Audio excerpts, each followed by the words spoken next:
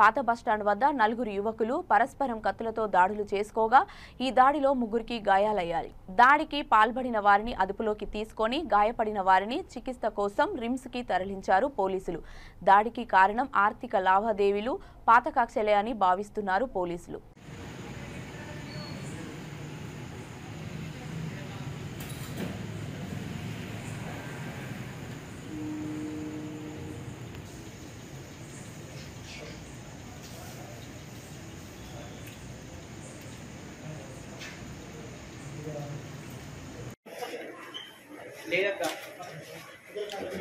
आराम से